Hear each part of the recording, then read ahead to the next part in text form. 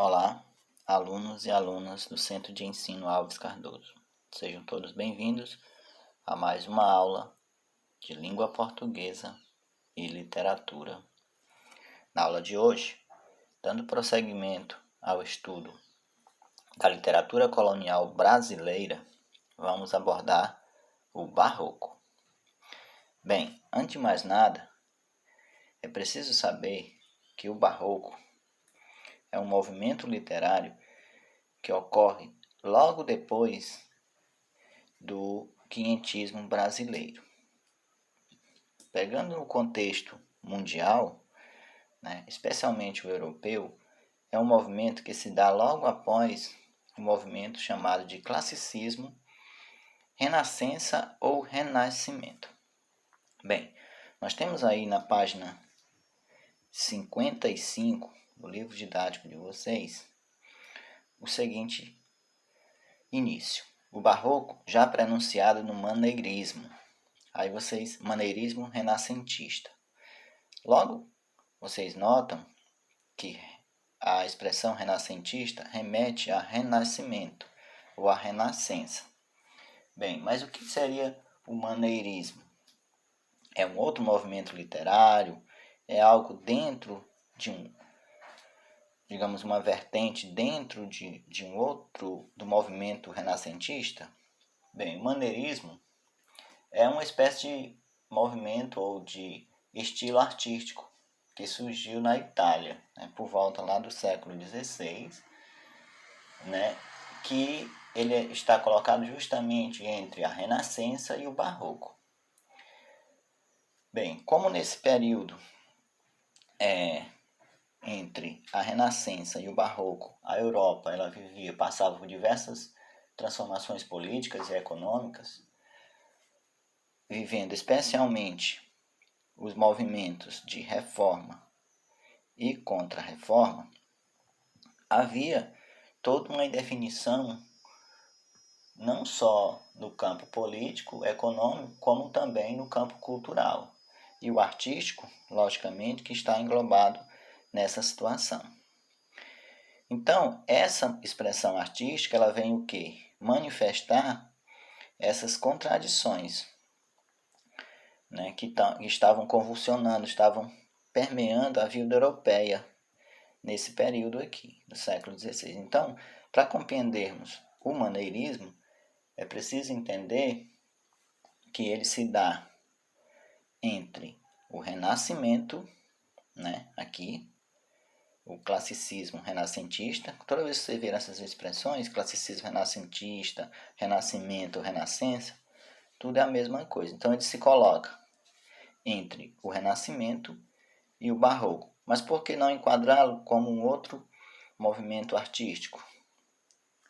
Porque ele, na verdade, ele traz características tanto do Renascimento quanto do Barroco, já prenunciando o Barroco. É como uma espécie de movimento de transição. Bem, então continuando.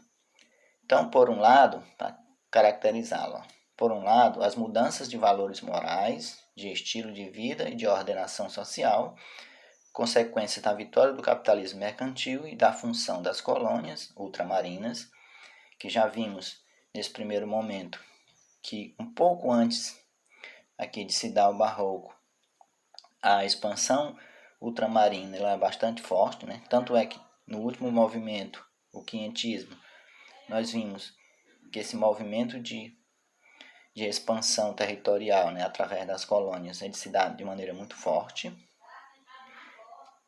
E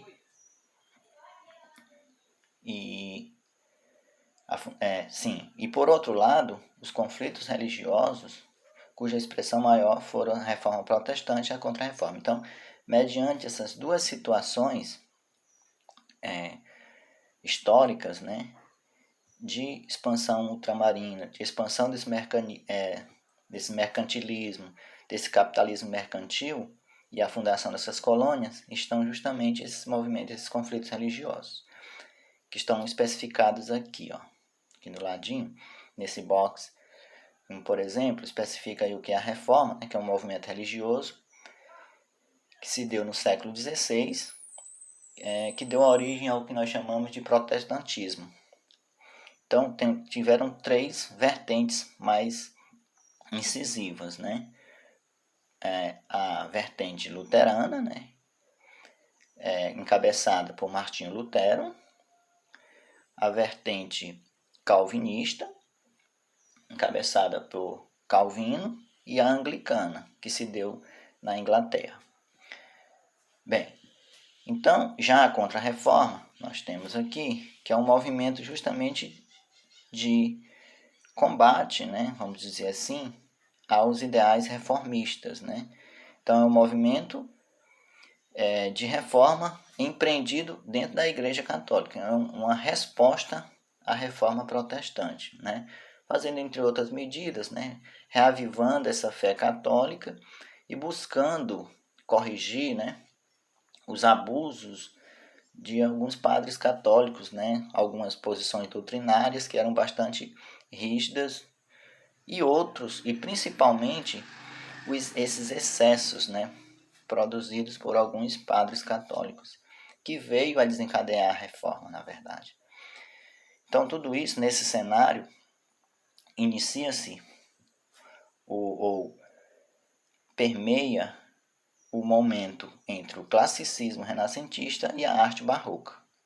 Então, de certa forma, essa arte barroca, devido a todo esse panorama apresentado aqui, né, de expansão territorial através das colônias, né, e dessa convulsão religiosa, né, desses conflitos religiosos, é que acontece a arte barroca. Isso explica muita coisa para caracterizar a arte barroca como sendo uma arte pessimista, em quase toda a sua extensão, instável, ou seja, ela não tem um posicionamento fixo, contraditória, né, e principalmente dramática.